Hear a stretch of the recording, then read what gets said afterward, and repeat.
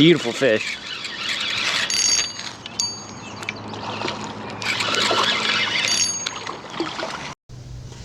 Alright folks, welcome back to the channel. Today we're going to do a deep dive into my favorite pattern of the spring, which is the crawfish pattern. If you know anything about crawfish, you know that below 45 degrees crawfish are hibernating. And as that water begins to creep up into that 45 to 50, into the 60 degree range, crawfish are going to come out for the spring. They're going to start molting, and it's like ringing the dinner bell for bass. Now, bass locate crawfish on rock flats this time of year by hearing a clicking sound. So this is a perfect time to throw that Ned head craw rig. Here you can see it on the upgrade jig head, and the upgrade jig head was designed by Ebb and Flow to make that bait stand up just like a defensive crawfish. And it has a big surface to make that clicking noise underwater. This can be an amazing bite wherever you can find rock hard spots. You're gonna find crawfish this time of year. Beautiful fish.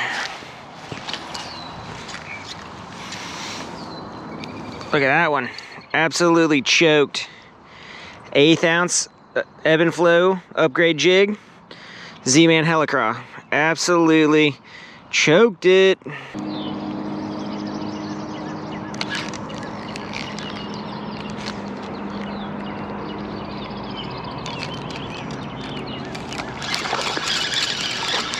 Got him. Not a big one, but a fish. Choked that Helicraw. 1/8 ounce finesse upgrade.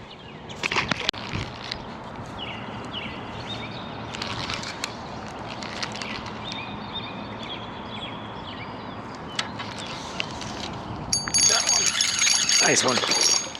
Real nice one. Oh. Get up here. Oh yeah, that's the right kind right there. Woo, pinned right in the top of the mouth.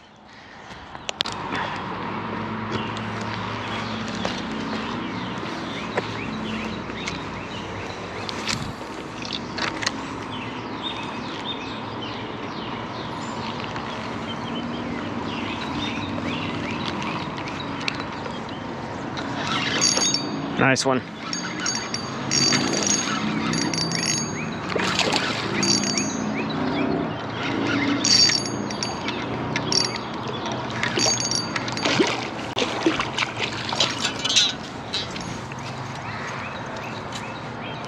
Oh, look at this one, boys.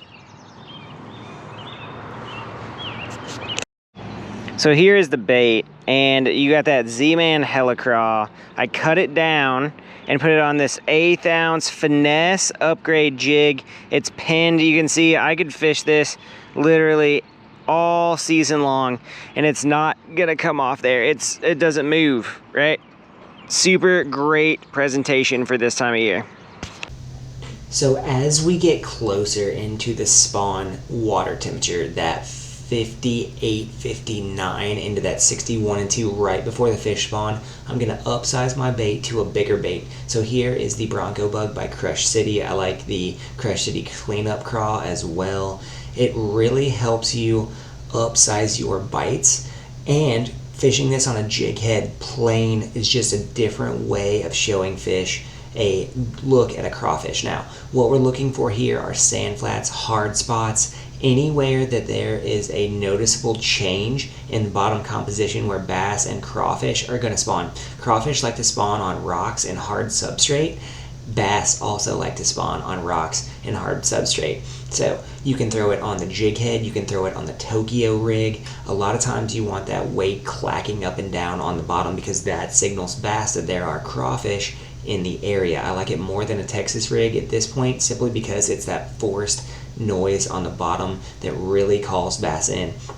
Plus, you can fish this bait through any kind of cover or structure, and it's really going to deliver well for you in these situations. Now, clear water is also a key for crawfish. So natural colors work great. In the 50-degree water temperature, there's nothing better than red because those crawfish are coming out and molting for the year. They molt about 2 times this summer. And as we get closer to the spawn, that blackish green pumpkin color gets really, really, really good. So as we move through kind of this life cycle of the crawfish, you got to understand that females and males are going to burrow in rock crevices. We also run into this junk kind of algae bloom up here in the north right around this time, so you get a lot of turbid water like you see here. One of my favorite ways to target fish during this algae spawn is a Nico rig. The Nico will come through this algae spawn unlike anything else. So if you put a regular jig head down there, it's going to get mucked up, it's going to waste casts, but really this Nico rigged rattleworm 4.5 here is a perfect way to do it. So I've got a really light Nico rig in there, number 2 VMC hook, and really what I'm aiming to do here is get into rock crevices in places. You can also do it with a Crush City cleanup craw. I really like to Nico rig craw profiles because simply see all this junk on the bottom. Crawfish are going to spawn on that, bass are going to fan it off and spawn on it, but you've got to be able to fish through it. If you ran a jig or a Texas rig through this, it's going to come back fouled up every time.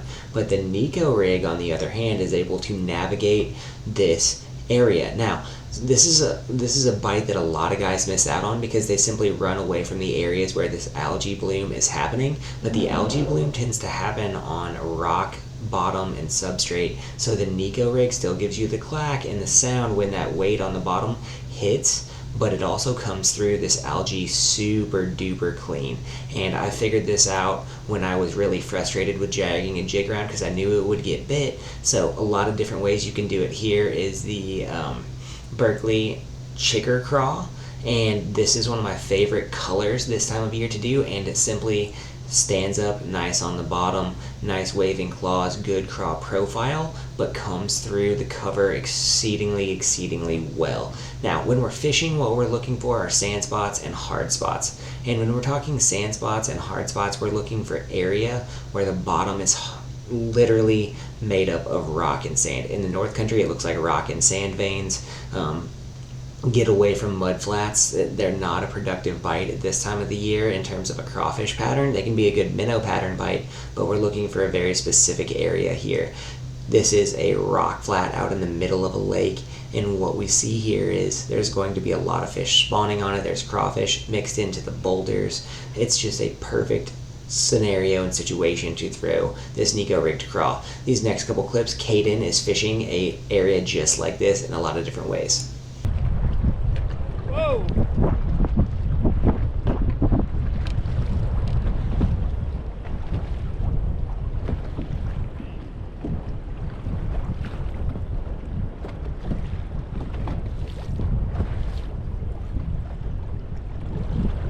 That's what we're talking about. Not a giant, but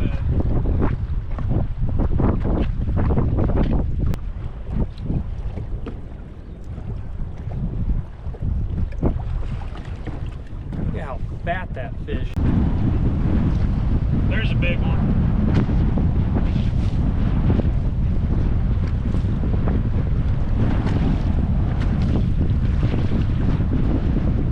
Don't tell me I got a muskie. I got a freaking muskie.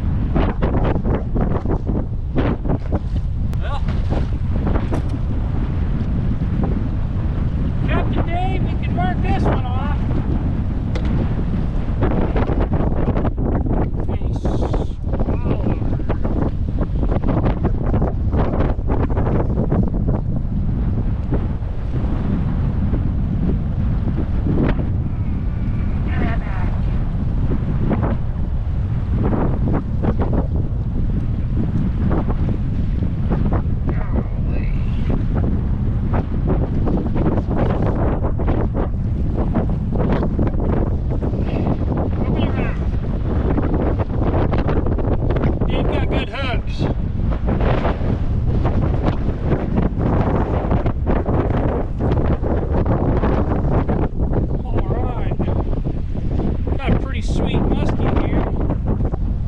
He's got some chompers. I don't think I'm gonna lip this one. Yeah. Probably a good 30-incher. We're gonna put it back. Whew! Slimy. That's what I'm talking about, baby. On the old ebb and flow jig.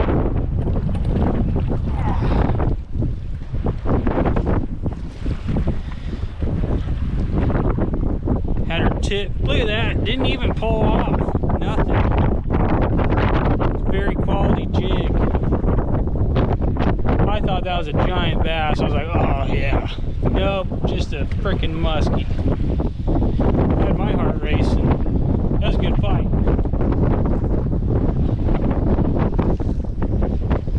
Retie after that one. I know. I can't stop the wind.